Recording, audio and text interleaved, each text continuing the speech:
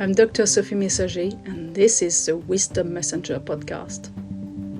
In this show, I interview pioneers in women's health and personal development about groundbreaking concepts that help women reclaim lost knowledge and restore inner wisdom.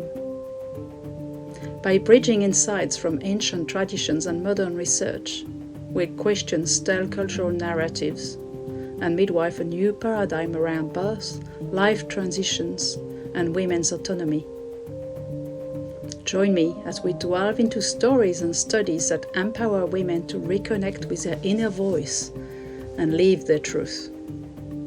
Tune in as we rediscover what it means to fully trust ourselves and shape our collective future.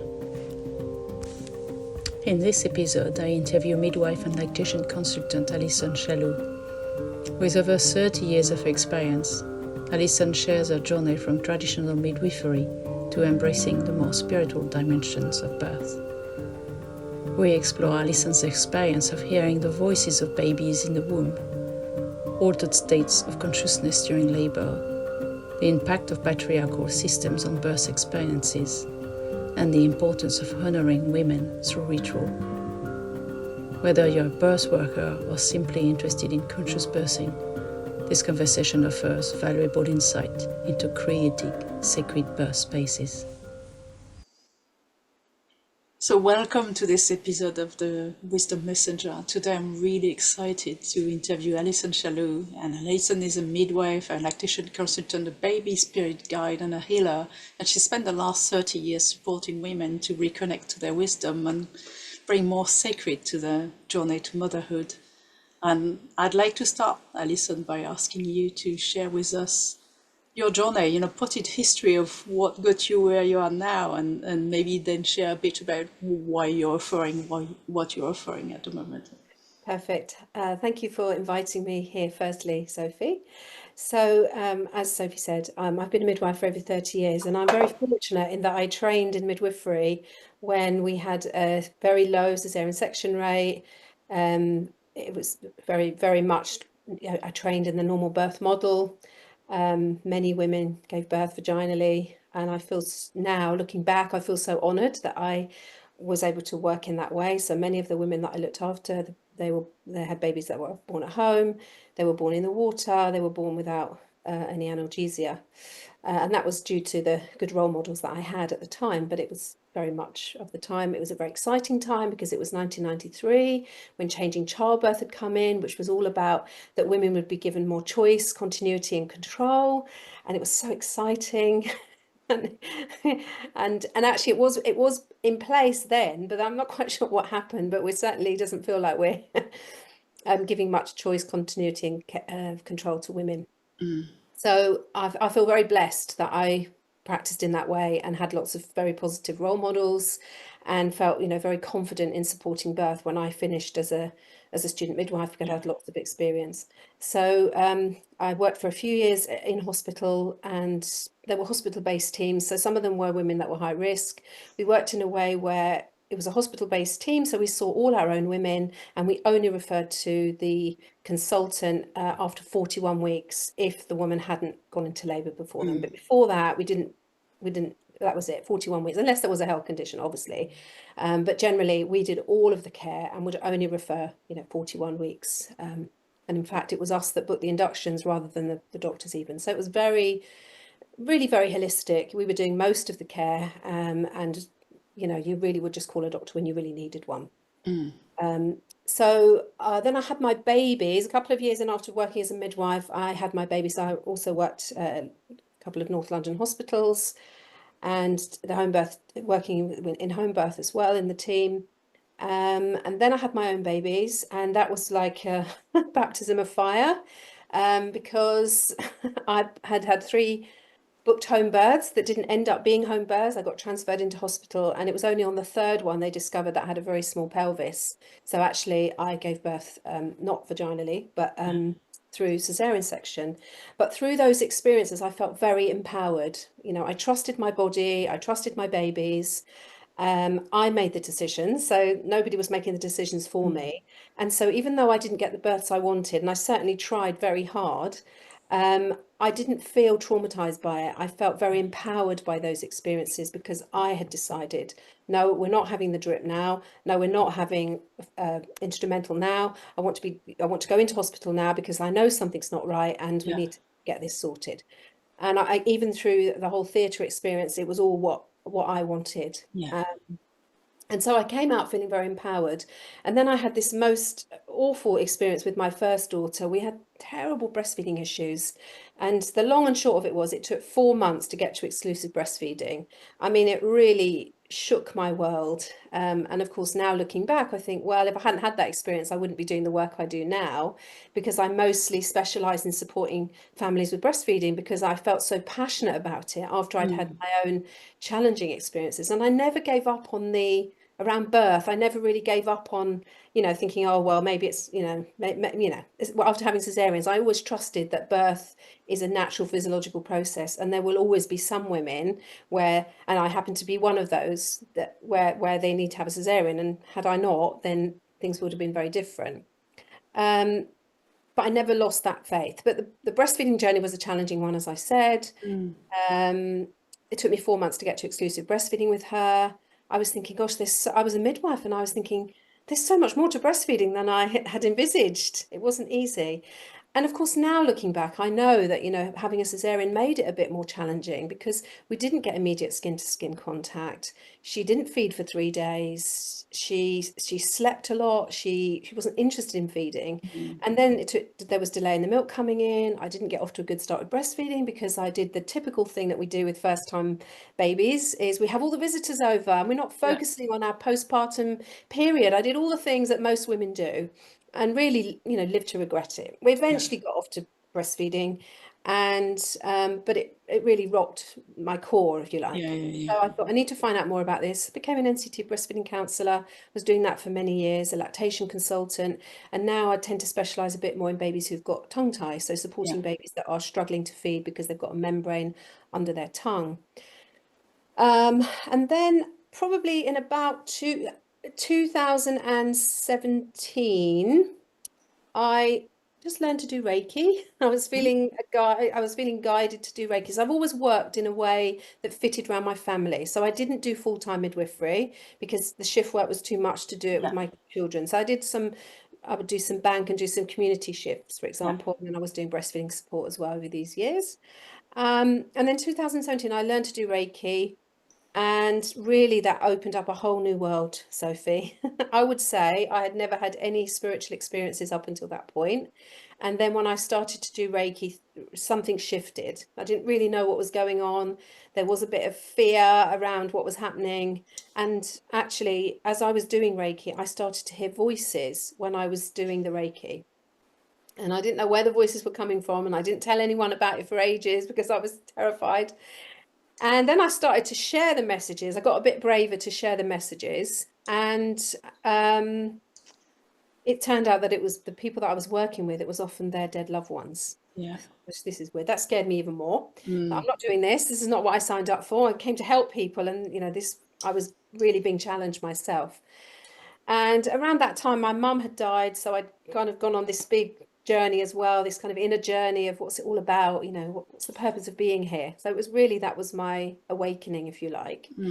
And then when I was going to birth, because I worked from 2014 to 2020 as an independent midwife, because I was finding it really difficult to work in the system, partly because of what happens there. I worked independently and I love that because I saw women the whole way through, just seeing a family form from the very beginning, and such rewarding work. And of course, the midwifery that I had learned, I was able to practice in a way that I had learned it. And I really loved it and I really enjoyed it. But things changed in 2020 with the pandemic. And I had to think about working in a slightly different way. But during some of those births, during the pandemic, I started to, having never had this before, now, as a midwife, you're intuitive. You know to tell a woman to change position, you know to tell her to go into a different room or, whatever. But these were voices. Those voices were back again, and they were the voices of the babies. I was thinking, I'm hearing voices from the babies because the things I was hearing was things like, she needs to lift her left leg up so I've got more space to come out. So then I'd say, just try lifting your left leg, and sure enough, the baby would come out. Or that person needs to leave the room. And it was more than my intuition, because Yeah, I'm yeah, quite intuitive at birth, but this was more than that. This is like, I can hear a voice, you know. yeah. I thought I was going mad, so like you would. Hey, I'm having goosebumps, you know, like. So it was definitely voices saying, you know, that person needs to leave the room, or she needs to go in the bathroom to be on her own, and the baby's saying, it might look like it's not safe out there, but I am actually okay. So kind of tuning in with the baby. Yeah, And then I thought, then I kind of just thought, oh, that's weird. It must be happening for a reason, but didn't pay much attention to it. And then I started to write my first book, which was going to be about breastfeeding, because I thought, gosh, all these years of supporting women through breastfeeding, I thought now it's time probably to share the wisdom. I'd been sharing it for 25 years. I'd had difficult experience myself. It was time to share it. But I was going to talk about breastfeeding from a mind and body kind of angle. So yeah, what is behind the pain? So not another breastfeeding book, which is about, oh, if you get mastitis and you've got sore nipples, yeah, what to do about it. It was much more about what is actually going on emotionally under all of that. And so I would get into a bit of a meditative state, you know, just taking deep breaths and just start writing. And then there were pages and pages and pages.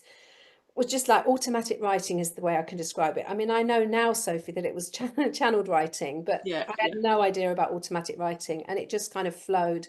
And then I'd read it back and think, well, this isn't a book about breastfeeding, is it? This is a book about so much more. So I just allowed it. Before I knew it, I had 90,000 words. And basically, I had to connect with, well, where is this information coming from? And then I was guided in a meditation one day to the spirit baby realm. And I was told that it was the spirit babies that were bringing the messages forward for their parents, well, particularly their mothers. And I thought, oh. So I had a lot of fear about bringing that book out, because I was a midwife. I envisaged that I would be, you know, taken off the register. Somebody will probably kill me in the next year. You know, the fears were real, thinking people are going to think I'm crazy, and people the get locked up. witch, Yeah, here comes the witch, because yeah. that wound is real. We carry that. Do you see what I mean? Oh, The fear that if we speak up, absolutely. especially as we still live in a society that operates under the same values, you know, of like science, like a Yeah, science, absolutely. like a dogma, you know, like that I'm not surprised you felt really worried. Yeah, no, it was really Bringing terrible. that So I had to do a forward. lot of work on overcoming the fear. And so much so, Sophie, that I thought, there's no way I can put a book out there that's just messages from babies. People will think I've actually bonkers, and they'll lock me up. You know, I was completely, Yeah, you know, yeah, we yeah. talk about people that, you know, hear voices, they lock them up into mental health institutes, you know. So then I thought, okay, I'll talk about my experiences as a midwife and what I've been doing recently in my work. And then I thought, okay, and I thought, no, it doesn't feel like it's finished. I don't, I can't, I just can't. It was like I was being physically stopped. And then I thought, well, how about if I research and see if there's any evidence for any of the things that I'm saying? And of course, I ended up with 400 references with lots of the themes throughout Yeah, the book. Now, not all of it, of course, could be yeah, referenced, but it really was a bringing science and spirituality together. And I remember saying to the publisher, right, I've written it, but I actually don't need to send it out into the world now. I've written it. I'm very proud of myself. I've written a book. So I had to do a little bit more work on the fear. And even a week before, I said to her, it's done, let's just leave it. And she said, no, no, no, you've done the work. It's time to put it out there. So out it went. And of course, I had so much fear. And actually, it was so well received. And I think with the title of it, you're either going to pick it up or you're going to leave it on the shelf. yeah, So it's the people that are drawn to it pick it up. And so I'm still alive. I'm still registered as a midwife. Like nothing actually happened, Sophie. And there were a few negative comments, but not much really, yeah, not to how I had built it up in my mind. yeah, And so really that was the start of the journey. You know, opportunities started to happen from coming out around that book. I then discovered ancestral healing. And I just thought, how do we find a way of helping women to be really in their power? Because this is what the themes in the book were, that we want yeah, you to heal the wounds so that we don't have to carry them. And also we want you to be in your power. So it was like, how am I going to get those messages out, you know, in yeah, ways? So recently I've set up the Sacred Fertility and Birth Sanctuary with an attempt to help women to feel more connected to their bodies, yeah, because so many women aren't on their yeah, fertility and birth journeys, to connect more to their intuition. Because I believe, you know, if we really go inwards, you've got the answers within. Yeah. But of course, we live in a world where we trust everybody else outside of us. Well, So it's actually drilled into us. absolutely, Yeah. we've been conformed. We've conformed, haven't we? Be a Because good little girl. You don't know what's right for you. I mean, like, let's not go in there because it would be a whole podcast exactly. episode. But Avoid that. there's so much of that inside the maternity care, like the mainstream maternity care. Like that's the model, right? Do Yeah. what you're told, or else. Yeah. Yeah, absolutely. Um, Under the guise of safety. yeah, under the guise of safety. Yeah, Yeah. It's absolutely. for your own good. Yeah. Yeah, and of course now I have this other layer, which if you connect with your baby can give you the answers. You know, I've known of people where their babies have said, I'm sick, I'm unwell, you need to go to the doctors, and then they've discovered that there is actually something. Yeah. Yeah. So it's about bringing all of that together, which of course is quite a new concept. I mean, maybe connecting with your intuition, but connecting with your baby in that way that you're not just talking to the baby and just singing to it and talking to it, but you're actually having those answers back as well, listening really intently.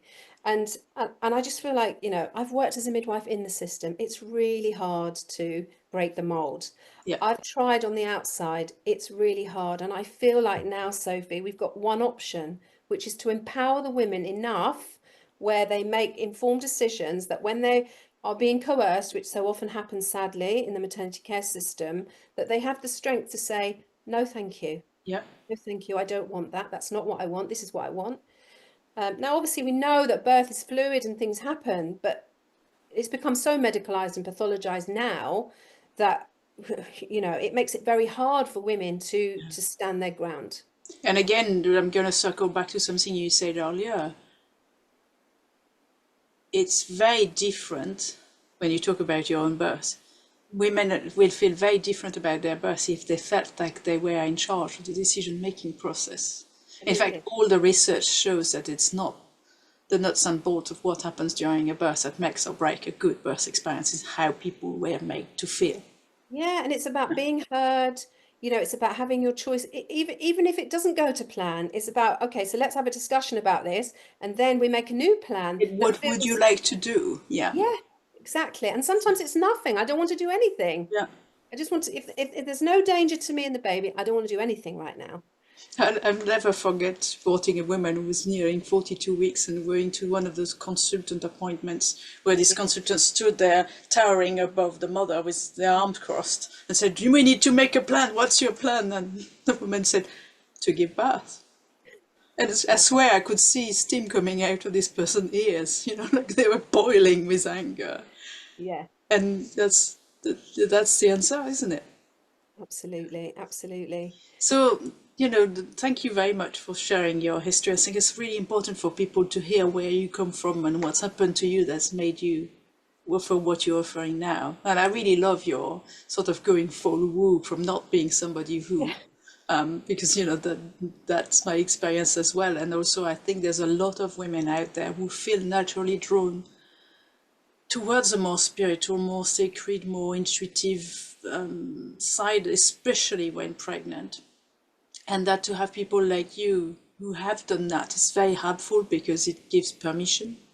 You know, it's like suddenly, I'm sure your book, that there's lots of women who feel wow when they, you know, read the book and hear the stories, but also that suddenly other people are going to go, oh, I'm not bonkers because somebody else has written about this. Yeah. So, you know, with that in mind, I'd like to come back to the topic that I'm covering in this season of the podcast, which is consciousness. And I'd love to hear what your experience as a midwife and healer and somebody who hears the voice of babies, what do you see happen to women's consciousness when they become pregnant and they give birth? Well, I feel like they're kind of more open, if you like. And it does seem that the consciousness changes, particularly during labour, where you see people, I feel like the altered brain states. Yeah. They're moving from that beta state where we're having a normal conversation like this, where we're aware of what's going on around us. And then we move into and you see women moving into a more altered state. You know, they're not so connected to what's happening outside. They're doing this inner journey, if you like. I often felt that women were going to a place. They had to go to a place. And what I've realized over years, that is the surrender piece. Yeah. So you almost have to surrender to what is happening. And I always felt, and this is before I knew any of this, Sophie, but I always felt like, because obviously I'd worked with a lot of women who were having vaginal births and moving in without pain relief, and they were moving into those altered states.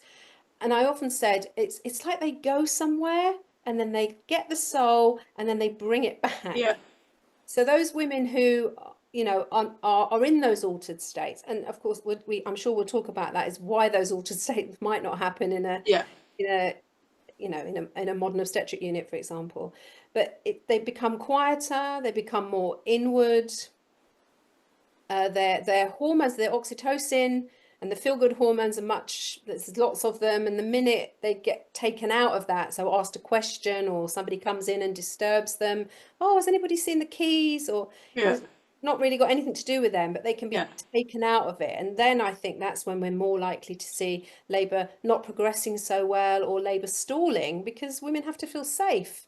Yeah. They have to feel really safe to be able to surrender. Similarly, in a sexual experience, I know. to have an orgasm, Yeah. you have to feel safe. You're not going to have an orgasm if you don't feel safe. Somebody walks in and says, "Hey, let me take your blood pressure." Like about to have an orgasm.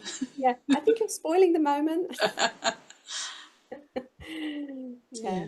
So definitely, like I said, this altered state, the shifting of the brainwave patterns, really. And that's what that's one thing that's really fascinated me, if I may touch back to the science, is that there has been very little studying of that. Yeah. It is known that the brain waves changes.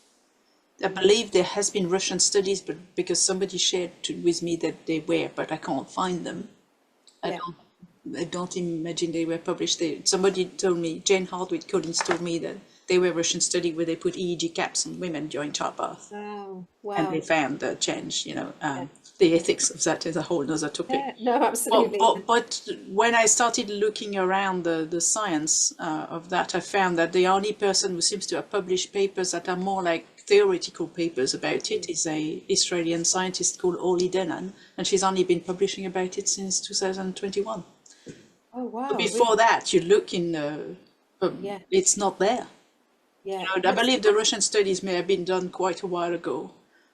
And like I said, I can't find trace of them, but I find it fascinating to think that has not been understood. And in fact, that thing you described, the going away thing, the being in another land, and sometimes we call it labor land. Everybody who's been at a birth, like midwives, doulas, I don't know about obstetrician because they don't tend to see that side of the birth, but modern ones, because older obstetrician used to be trained to be present at normal births, not anymore. And I believe anybody who's been there cannot not see that. Yeah, absolutely. So people are aware that this happened, but it's not been studied. And because it's not been studied, nothing's been done to make sure that and this is something that you're learning. Yeah, this is something you're learning on the job, if you like. This is not taught in the classroom. I mean, in the classroom, there was no talk of any of this when I was a student midwife. Yeah. But no, it was a time of, many more, natural births. This was not, this is what you see in the workplace. Yeah. Yeah. Yeah, and it's really interesting, again, that it's not talked about. I have my own theory about why, but I'd like to hear yours. What's that? Why do you think it's not talked about? Well, I mean, I think, I think it's a way of disempowering women. Birth, whether we like it or not, is a sexual event. Yeah. It's the same hormones, but actually when it feels like it's very patriarchal. So we just keep it as a medical event that you just need to get through, that is painful, that's awful, and you've just got to get through it. And of course, we know that there's so much more to it than just being a physical event. You're bringing new life. I mean, that in itself is a miracle. It always amazes me when I see a baby thinking, oh my goodness me, this is so miraculous. Yeah. how do all those pieces come together to create a human being? I know. It's so incredible. How does it not go wrong more often? You Yeah, know, and also, how do we not revere women, like saying, "Oh my God, you make people. I know, I made a I person. Like, know. why are you not like going, oh my God, you're a goddess?" Yeah, I absolutely. remember supporting a woman who had given birth to twins, and she was saying, "I'm fat," and I'm like, "Oh my God," I said, like, you've made two. Like, if you were a Oh, man, you would go, look at me. I shoot with double barrel. you know. yeah, yeah, And absolutely. yeah, it's really fascinating. Coming back to the not talking about the change of what the word you use is very relevant. A change of state of consciousness, and I like to call it trance because I actually think birth is a trance. And I Yeah, actually think we're scared of trance in our culture because you can't control somebody who's trancing. doing the trance, And yeah. that's what part of the subconscious process why we interrupt this actively. It's not conscious. I don't think people go, we're going to interrupt the trance because they don't even know this. There's a Yeah, trance. yeah. Yeah. And a trance can even just be like, clicking fingers or Yeah. Yeah. just humming. Like they're in then it doesn't look like they're in a trance, just Yeah, I staring mean, a trance on. is like when you're driving your car and you arrive where Yeah, you're meant to be going and you can't remember how you got there yeah, because you exactly. that's a trance. The But trance-like there's state, lots of yeah. different levels of trances. What you were describing, that the women go somewhere else, is I remember teaching that to birth partners when they say, "Is it time to go to the hospital?" And the women were still chatty, and I would say, when labor has really going, you'll notice because she won't be talking to you, she'll be going inside. And then a number of times I've had partners coming to fetch me because sometimes I've been in another room. They did not need me in the room, but they wanted me in the house as a safety net. And the Yes, father would come and say, "That things you were talking about, it has happened." And when somebody who's never seen that can recognize this is happening, that means it's real. It's a thing that everybody should be able to see.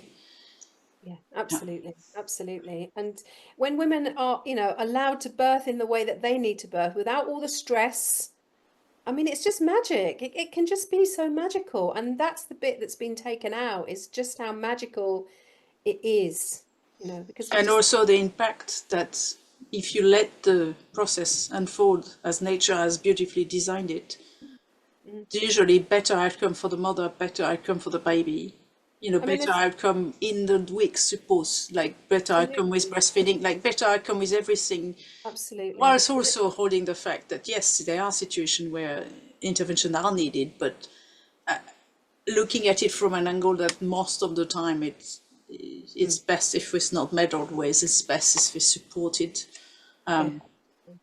And we both know that the current model of maternity care, I've been really shocked when I've looked at the statistics. I've worked in this field for 15 years now, Mm. and in the time I've been in this field, we've gone from, in Cambridge where I live, we used to have a 6% home birth rate. It's below 1% now. But when the birth centre opened in 2012, they aimed for 30% births, so 30 to 40% births in there, and it was at some point 30%, and it's 13, 1-3. That means that 87% of births take place in the delivery unit. Yeah, absolutely. It makes no Absolutely. sense. And inside what I find is there's two types of midwives. The midwives like you who really buy into the model that supporting from a low tech, trust and quiet, respectful, Mm. dark, peaceful, undisturbed Yeah. environment. And then what I found from my experience as a doula is that there are a lot of midwives inside the delivery unit who have no concept even of that, because most of the births they support end up on a bright lit room with a woman with an epidural in bed, which obviously somebody who's got an epidural does not have the same needs. Yeah, absolutely. And they become, what I see is they don't even remember, like I'm not sure it's even taught in midwifery training, the need for that privacy. Mm. Is it? Yeah.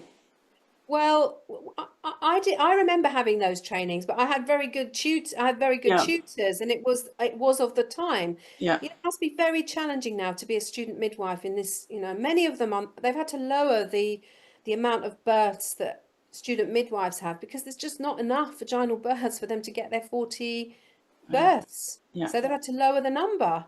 And again, I see a parallel theme between how we take women out of their trance state into answer these questions back into the cortex, prefrontal cortex, the thinking brain. And then the way that midwives are being forced with more and more doing paperwork during the birth. Because inside the NHS here in Cambridge, I have friends who are midwives inside the system who practice like you, but said to me they find it unbearable since they brought a computerized system, because they said when there was paper, they said they would often sit by the edge of the birth pool and write their notes while still keeping an eye on the woman. Yeah. And in fact, I've seen some of them since the computer's been brought taking notes on paper towels. Yeah. Because they said if they have the computer, either they're facing away from the woman or they have a screen between them and the woman, and the typing, it's not the same as taking little notes. Do you see what I mean? That can be done very discreetly without disconnecting the watchful absolutely. presence. And it's amazing how many women I've spoken to, because obviously when I'm working with helping with breastfeeding, they get an opportunity to tell their birth story if they wish. And it's amazing how many of them say, "Oh, I don't even know what the midwife looked like. She had her back to me most of the time." And you just think that's really, midwife, the word is to be with woman. I know. But that's like being with computer. I know. And I remember a midwife asking me once after a birth, "Do you have to take notes?" And I said, "Well, not, I take some notes so that I type some kind of reflection on the birth afterwards, so that if the mother asks me in the future, I have ways to share something with her." But when I said, "No, I don't have to," she was like, "You're so lucky," because the people who want to practice in a sort of presence, that drags people out of presence the same way as it drags women out of presence or trance or whatever you want to call it. There's this kind of technology loving thing. And I just had this moment now, and I'm not really into AI, but I'm thinking maybe AI would be the answer. You just speak into something and it types it for you, and then you put it up and load it onto the computer in a situation like that. So that just came in as a thought. So, I'm just wondering, what's your, how do you see, are you aware of how other cultures, because what I believe is that we've lost lost what we used to have, which is, how do you see, generally speaking, how birth used to be perceived? Yeah, well, I think even when I started as a midwife, it was seen as a normal physiological process until something happened. But now it's like it's a medical procedure, and you're lucky if you have it straightforward. Yeah.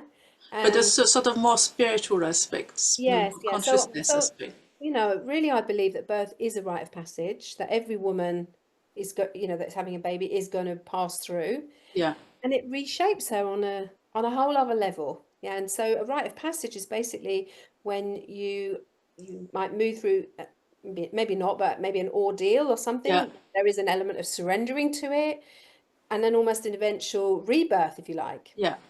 So that you become a new identity. And of course, that is how it is. You start labor. Okay, you have got a baby inside, so you're already doing the mothering, but actually you go from the maiden, if you like, through that process of surrender and bringing new life into the world. So you're moving into the transition of motherhood, and that's the bit we're not honoring. Yeah. Oh my goodness, you have just become a mother. You are amazing. I mean, there were all these sacred rituals and ceremony, and many of which you do yourself, Sophie.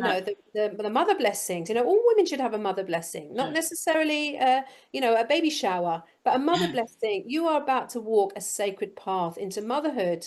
And these women are just not being honoured, and that's what the indigenous cultures, and probably what we would have done here. There was much more. I know we used to have versions of that, because some of the research I did for my own book about postpartum showed me that this is part of every culture, right? Yeah. But what people tend to forget is they think it only belongs to developing countries. Yeah.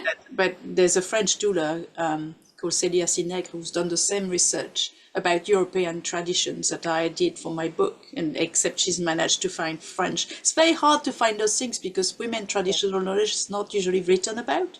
So it's a real detective work to find stuff.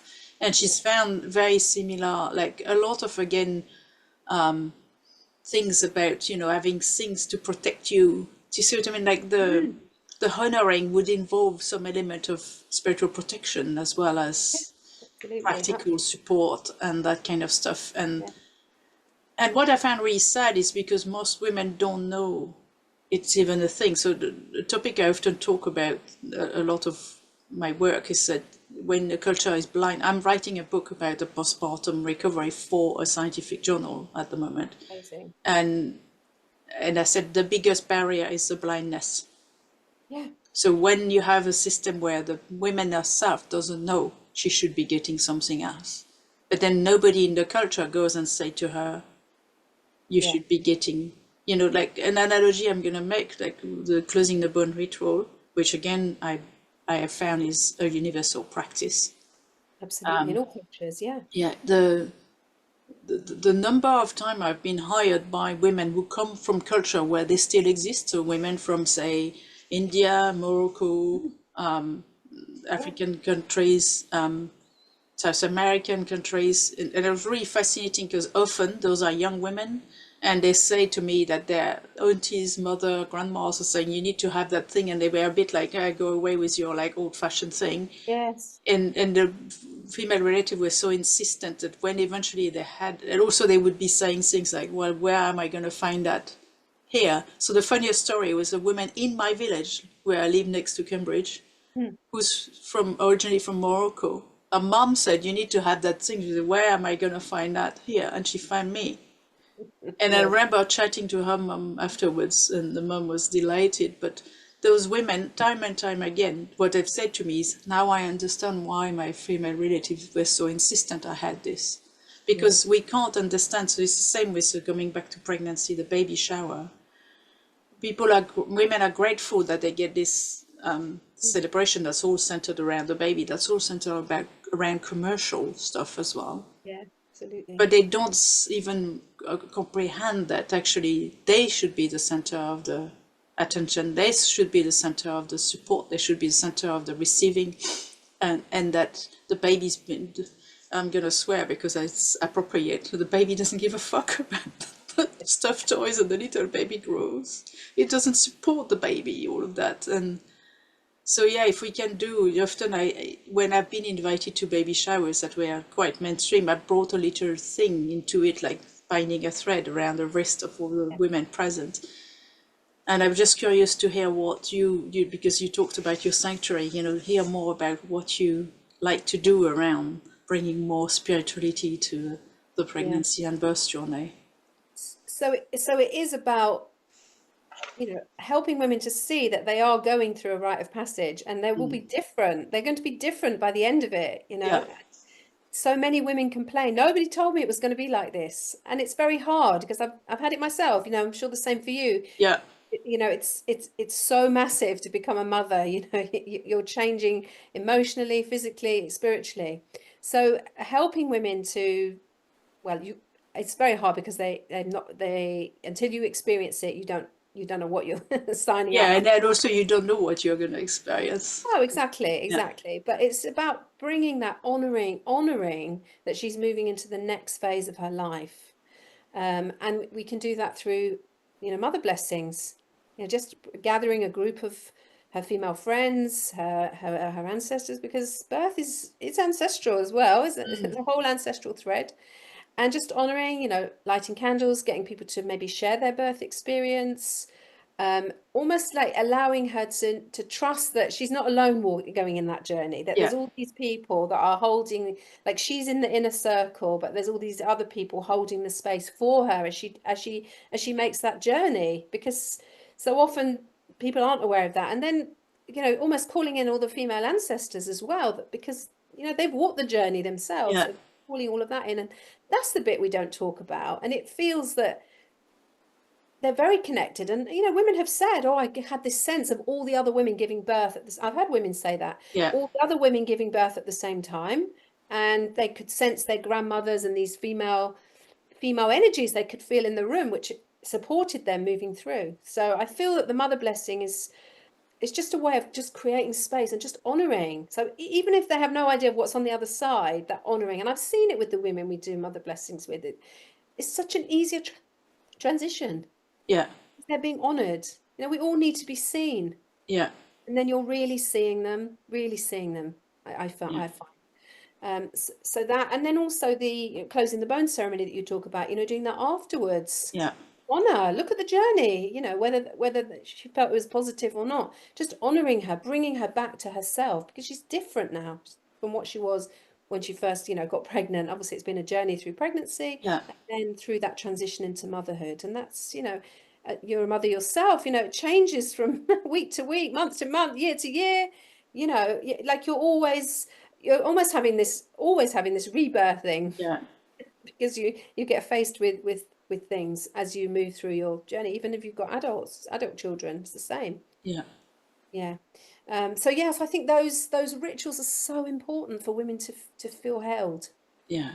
in this process, because it can feel really lonely and it can feel really isolating, and it's just me and I'm on my own, it's only me that can do this. And actually there's so much other support out there, you know, that it feels And like it's the mother blessing is a beautiful way to make sure there is support in the postpartum as well, to talk about that, to talk about the need for that, because again, that's something that yeah often the image I've got is, you know, it's the same is true for menarche, the same is true for, you know, matrescence, motherhood, and the same is true for menopause and all these big changes into a woman's life. When you're not being supported by elders who have gone through the experience themselves and can basically hold a space for you while seeing the power of what's going on. Because again, in our culture, it's only portrayed as negative. Have you noticed that? Yeah, all of them. Menarche is negative. Motherhood, you know, birth and motherhood is negative. Menopause is negative. Menopause is the worst of them all. There's nothing, because at least in menarche, there's a recognition, there's still some level of recognition that you're becoming a woman, in some level of recognition that you're becoming a mother, but in the menopause, you're just drying up. Yeah, but it's not, is it? I mean, I know myself. It's like this has been the time I've grown my wings, where I've I been know. confident enough to step up and speak out. You know, before you're in a good girl. I'm sure it's the loss of estrogen. You know, it's like now I don't give a, you know, monkeys Yeah, I know. anymore. Yeah. It's Jane Hardwick Collins that says that whenever something is systematically downplayed or ridiculed in a woman's life, it's always a sign that it holds great power. Exactly. And I think the menopause is the worst of them all, because it's possibly the most powerful of them all. Exactly. Yeah. I mean, absolutely. But again, it's about, you know, we'll just keep them down. You know, what's the point of having women over 50 anyway if they can't co-create? It's like they are the wise ones. We are the wise ones, the elders now, to support. And I just feel, because I've got 2 daughters myself, Sophie, I feel like I have to do something. And so this, you know, the sacred fertility and birth is about really holding space for women throughout those transitions.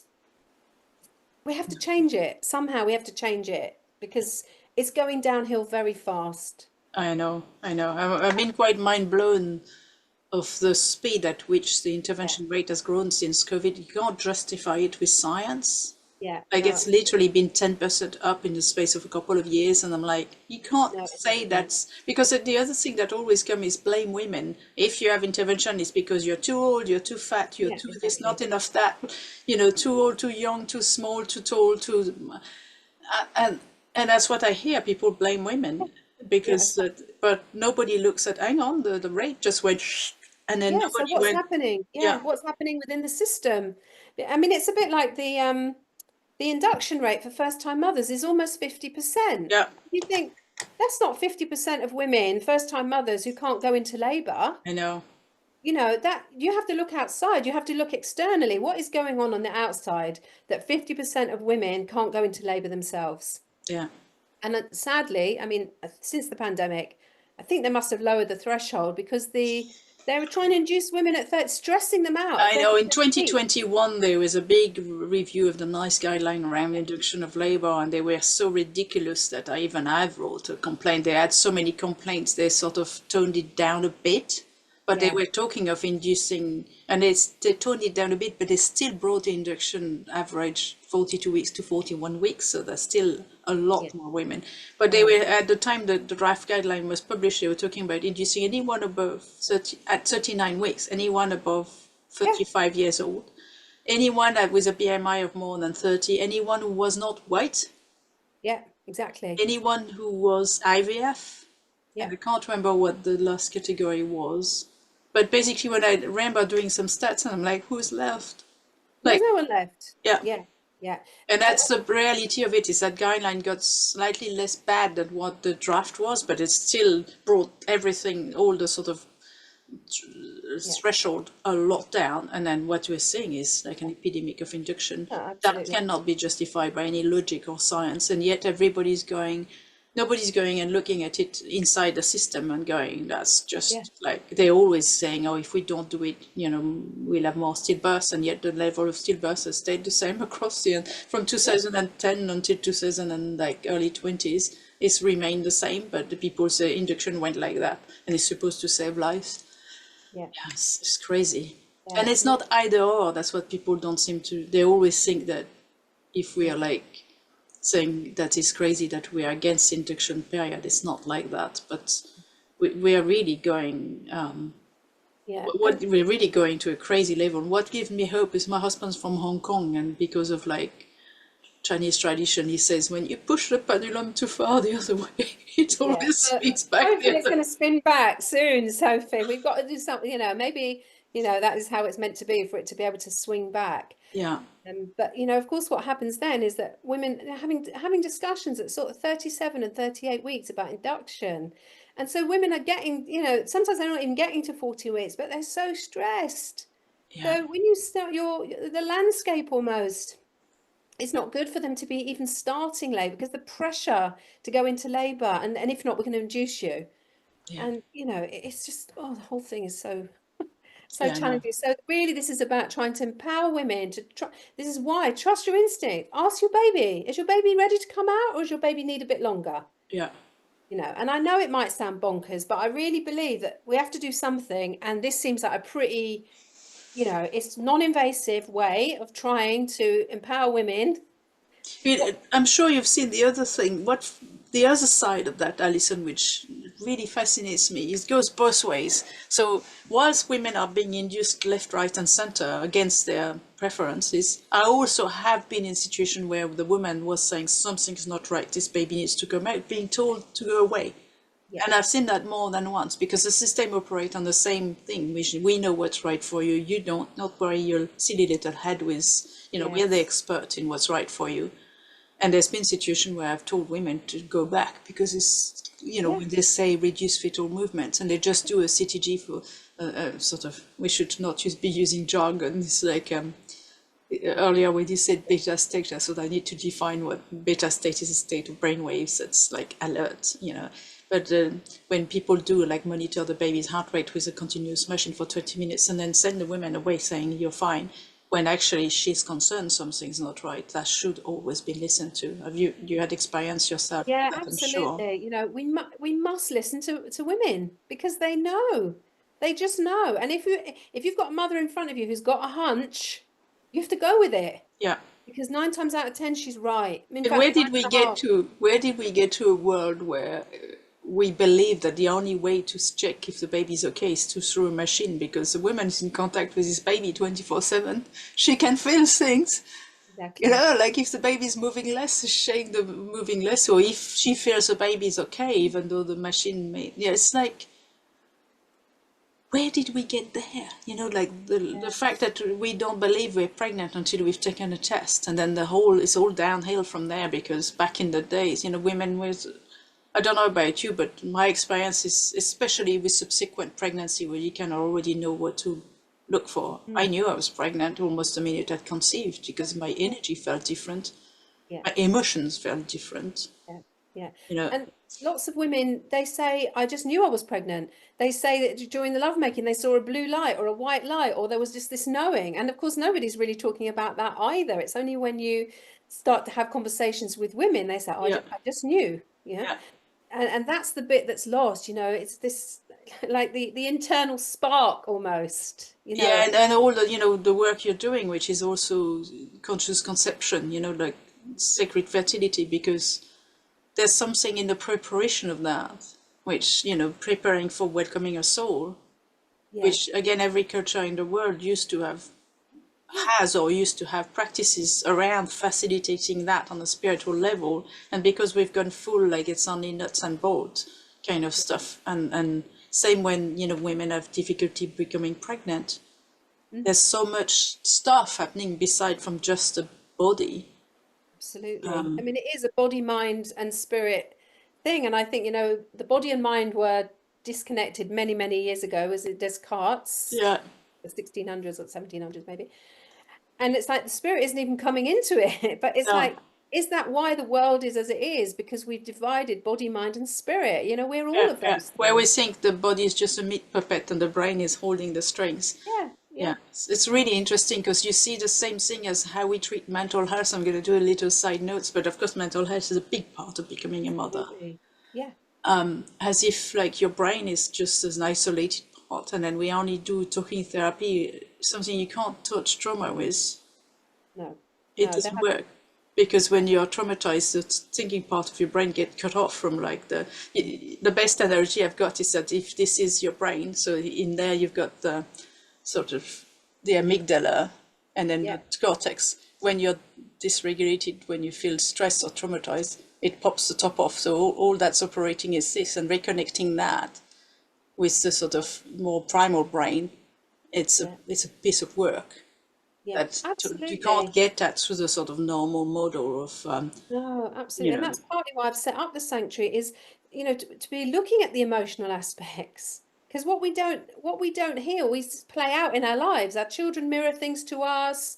We react in ways, we're spilling out stuff that's happened to us, that we're spilling it out onto other people that, was it was none of their fault really. yeah, So a lot of it is about that as well, helping people to navigate that emotion. It's exactly what you said. People very quickly go into fight or flight and don't have the resources to come back to their own center. They're out of their window of tolerance, if you like, yeah, very quickly. And it's about helping women and families to come back to their center. yeah, So there's a healing modality that I use which helps to just down regulate the system, yeah, because there's just so much stress. We have everything going on outside, and then whatever's happened to us can all unfold through the pregnancy yeah, journey, and again then into motherhood as well. Things that we push down, that we suppress, and it's all waiting to be, acknowledged and yeah. witnessed. Do you have any story that really exemplify that in your mind? Like something that's really sharp in your mind about. Yeah, so I'm just coming into mind. So it was a woman having a home birth, and she reached a point where she just kept saying, "I'm really scared. I'm really scared. I'm really scared." And I just used this healing modality with her, which is basically touch. Yeah, So I just said, just keep saying the word fear. It was fear that she was yeah, really afraid of. And she didn't share this before, and it isn't something I asked her. And then, so we did this in not long, and then I think I turned the lights down and I put a red light bulb into the lamp, so it was like a bit womb-like for yeah, her. And I don't know, something shifted. I could just see that something with her had just completely shifted. And then she went on, she birthed her baby beautifully at home. And it was only later that she shared, which she'd never shared in the pregnancy, that her mother had died in childbirth. wow, And that fear that came up was the fear of herself losing her life yeah, when she was in the situation her mum had been. And it was kind of held in her cells. yeah. It And was held again, in her if cells. she'd been with a sort of mainstream obstetric unit, they would have said failure to progress and pumped her full of Exactly. drugs. And those things don't usually work because they No. work against what needs to be addressed. Yeah. And You so know what I mean? by Sorry. Yeah, so by using the touch, you're actually increasing the delta brain waves.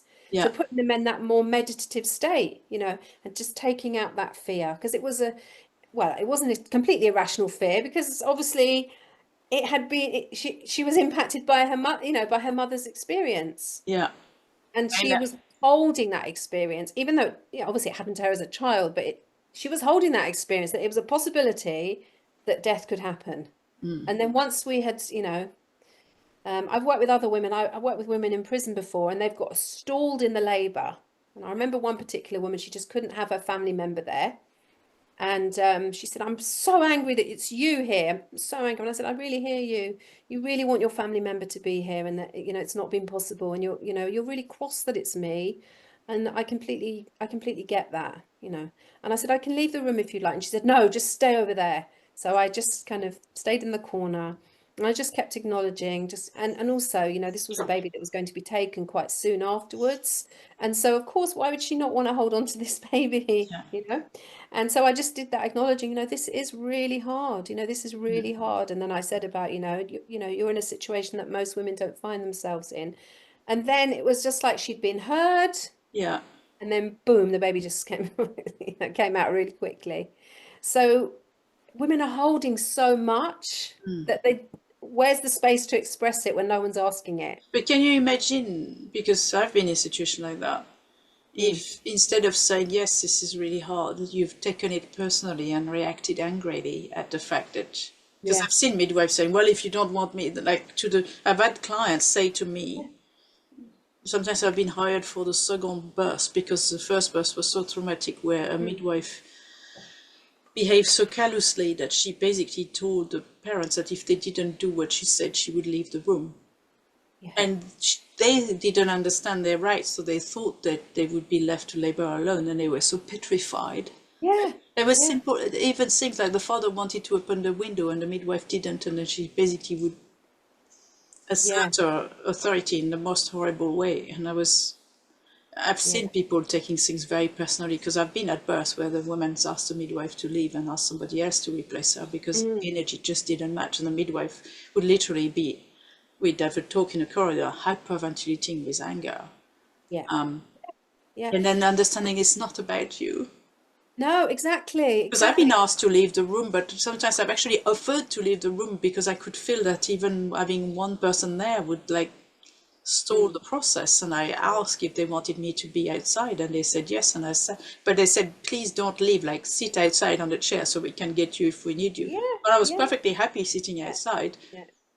Yeah. Because And I think the thing about birth, like all of it is an energy exchange. And if there's people in that room where they're feeling fearful, the woman who's birthing will feel it, whether it's from her partner, whether it's from her doula, her midwife, they'll feel it. And then it doesn't feel safe. No. They have to feel completely safe to surrender enough to let go and to birth, you know, to come out feeling empowered. And there's nothing like seeing a woman so empowered post-birth, like, oh my God, look what I have just done. I mean, the feeling to see, you know, to see that in women. My favorite in that respect is supporting women to have a vaginal birth after cesarean and seeing the joy. I had a client like that. When she held her baby, she kept saying, no. She couldn't believe she'd done it. She was like, no, but no, with a big smile on her face, you know, like... Yeah, I mean, it's and the other one that also sprang to mind, that the most beautiful thing is that the woman who had a very, very long vaginal birth after cesarean at home, like they took 4 days for labor to really get to a conclusion. And when she was pushing the baby in the birthing pool in the lounge, she was shouting, I'm fucking doing it! And I tell you, when that baby was born, there wasn't a dry eye in the room. Even the midwives, myself, the other doula, the father, everybody. It's like... Yeah, it's the energy, isn't it? It's and that you can't describe, that you can't write about. You have to be there. I remember I laughed and cried at the same time, so the sheer relief and the exhaustion of having been there for 4 days. Absolutely. Yeah, it's very special, very beautiful. Yeah, and that's the bit we've lost, Sophie, is that spiritual aspect, you know, that it's so much more than just birthing a baby. It's like you're bringing in a whole new soul. I know. Who's coming in with their own personality, who's coming with their own mission for life. You know, it's so much more than what we've been led to believe. Yeah. And that the experience, and I'm sure you've seen that as well, especially in theatre, I've noticed that people are so disconnected. The people facilitating the process in the room, it's like they are not there. Do you see what I mean? Like, as for them, it's just another day at the office. They say things like congratulations, but without meaning it. There's none of that. Well, you know, when you're saying it's a sacred process, one of the things that has jarred me a lot within the mainstream maternity care system as a doula is the lack of reverence. Yeah. And the lack of understanding that, yes, you've done that for the last 10 years and you've seen plenty of births, but for this couple or this Yeah. mother, this is their first time. This is like, you should be treating it as such. It's like fucking amazing. And, and that's the witnessing the lack of, you know, another thing that really grated me, I guess we can sort of talk about the consciousness around that as well, is the lack of reverence in the first few moments after the birth. And that need to do something. It's like, no, everybody stay still. Nobody do anything. Yeah, Just give them like, their moment, you know, and you see it, you know, the baby looking at the mother, soul to soul, and the mother looking back. I mean, that you can't describe. It's just like some energy exchange that happens at that moment. And we're by you know, cutting cords too quickly, we're stopping that. putting the hat on. Putting the hat on, you know, messing with this, everybody just leave alone. Yeah, like literally they've just met, like, well, they've not just met, but you know, like this falling in love thing. And often I found, I'm sure you've seen that partners often cry a lot. Yes. Because the baby's not quite real for the woman. She's carried it inside, so is real, but for the father it's often not quite, the reality of it doesn't quite hit them until the babies come out. So what I found is often the father was more emotional at the moment of birth, and the mother is actually often very calm. Yeah, absolutely. And really focus on that baby, and the sort of, you can't recapture those magic moments. So again, the lack of reverence there has always really, really bothered me, and I always been watching like a hawk to make sure I protect the mother's preferences when she said, I don't want the cord to be cut too early, I don't want this, I don't want that. Like, and again, people are often not quiet. No, exactly. Like, this is a magical moment. Everybody keep quiet. Yeah. So yeah, so much. And you know, just even the first few moments, just you know, I don't know. It's hard. Yeah. It's very, we don't have the words for it.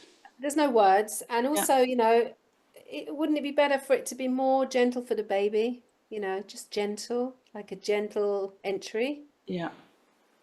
You know, there'll be a whole nother podcast about how our birth experience. And I think that's sort of, that's a good prompt for us to bring this to a close. And before we do this, I would like to invite you, Alison, to share with people where they can find you. Like, what's the best way for people to look you up online if they want to find out more about your work? Yeah. So you can look at my website, which is www.sacredfertilityandbirthsanctuary.com, and you'll find me on the socials with that as well. Also, Alison Shaloe, you'll see me on Instagram and Facebook. Yeah, where I'll share this video, there will be like a link. I'll put the links underneath, so you can find the links under this video as well. Well, thank you very much, Alison. It's been a delight to talk to you.